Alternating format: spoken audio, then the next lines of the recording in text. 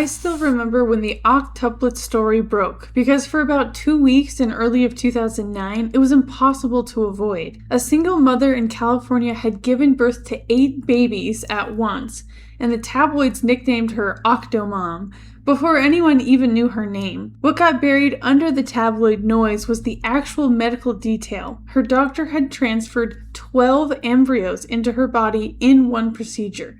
12! The guideline for a woman her age was 2. That case became the thing everyone points to when they talked about fertility clinics behaving badly. But the uncomfortable part is what Nadya Suleman's doctor didn't get in trouble for doing something rare. He got in trouble for doing something common, just at a scale nobody could look away from. Fertility care in the United States is now somewhere between $51 and $55 billion a year, with a B, depending on which research firm you ask, and most projections put it past $85 billion by the early 2030s. Market estimates vary wildly by methodology, but the direction doesn't. A single IVF cycle costs an average of $23,474, according to 2026 data from the fertility benefits company Carrot. And that figure usually excludes medications, which run another $3,000 to $7,000, or donor eggs, which can add $35,500 of their own. Only about a quarter of Americans have insurance that touches any of it. Most patients are paying full price for a procedure that isn't even guaranteed to work, and every failed cycle means paying that price again. Which brings us to the part clinics don't advertise on their homepages. In 2019, the Latin American Registry of Assisted Reproduction tracked what happens when a clinic shifts patients from transferring 1 embryo to transferring 2. Live birth rates went up, modestly, about 6 percentage points. Twin births went up 12-fold. Not 12%, 12 times. The federal government actually tracks this too. The CDC's Assisted Reproductive Technology Surveillance Report found that in 2016, ART procedures accounted for 16.4% of every multiple birth infant born in the United States that year, and 16.2% of every twin. 1 year earlier, in 2015, the numbers were similar. The national rate of elective single embryo transfer for women under 35, the group considered the best candidates for it, was just 34.7%. That means, for nearly 2 out of every 3 women in that age group, doctors were transferring more than 1 embryo. Here's the biological reason a clinic can justify doing that, and it's not a lie. A single embryo has somewhere between a 10 and 30% chance of implanting on its own. Transfer 2, and the odds of that at least 1 taking go up. A 2010 study out of Zhejiang University in China tracked over 15,000 women undergoing their first IVF cycle and found that transferring 2 good quality embryos instead of 1 raised the twin pregnancy rate from roughly 9% to 26%. So the clinic isn't wrong when it tells a patient this improves her odds. What it doesn't always say out loud is that improving the odds and increasing the chance of twins are biologically close to the same sentence. So sit with that for a second, because if you or anyone close to you has ever considered a fertility treatment like this, you've probably already had this conversation in an exam room without realizing what it was. A doctor asks how many embryos you want transferred.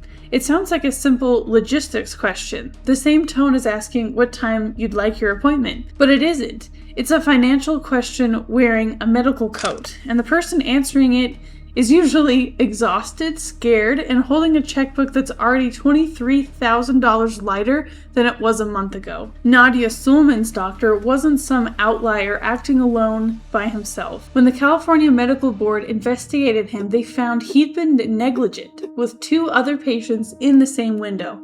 One developed quadruplets after he transferred 7 embryos into her, and doctors said he'd recommended 4. He did 7 anyway, because in his words at the hearing, the patient insisted.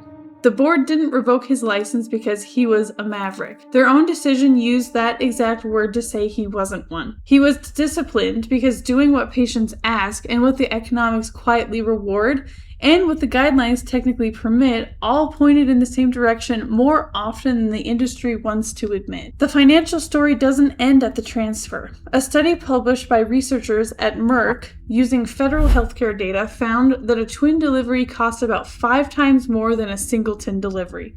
The higher order multiples run 20 times more. A separate CBS News breakdown of that research put real dollar figures on it. Roughly $21,000 in combined healthcare expenses for a single birth, and around $105,000 for twins. Most of that gap isn't in the delivery room, it's the weeks after, and the neonatal intensive care unit, because twins are simply more likely to arrive early and small. The researchers behind the Merck study had a plain recommendation buried in the data. Minimize the number of embryos transferred because the risk of a multiple pregnancy comes almost entirely from that one decision made months earlier, in an exam room between a patient and a doctor holding a clipboard. Here's the part that flips the story sideways, though. You'd think insurance coverage would push clinics toward caution, since insurers hate paying for NICU stays. It's done the opposite, actually. The CDC's own surveillance data found that the 4 states with the most comprehensive fertility insurance mandates, which is Illinois, Massachusetts, New Jersey, and Rhode Island, had ART usage rates over 1.5 times the national average. More coverage didn't just mean more people could afford treatment. It meant more transfers happening under a payment structure where the immediate cost of just try 2 embryos this cycle was already absorbed. The safety net built to make fertility care accessible ended up indirectly making multiples more common in exactly the states where people could least expect it. Nadya Suleman's octuplets were, at the time, the longest surviving set of octuplets in the world, which is the kind of fact that sounds like a triumph until you remember why they exist at all. 12 embryos transferred into one woman by a doctor who later said, under oath, that he'd wished he'd never done it.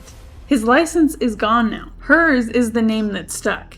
But the guidelines he broke with the 2 embryos was already the ceiling for a reason. The clinics operating well inside that ceiling are still transferring more than 1 embryo to the majority of women under 35 who walk through their doors every single day, for reasons that have as much to do with a balance sheet as with biology. Somewhere right now in an exam room that looks nothing like a boardroom, someone is being asked a simple sounding question about how many embryos they'd like transferred.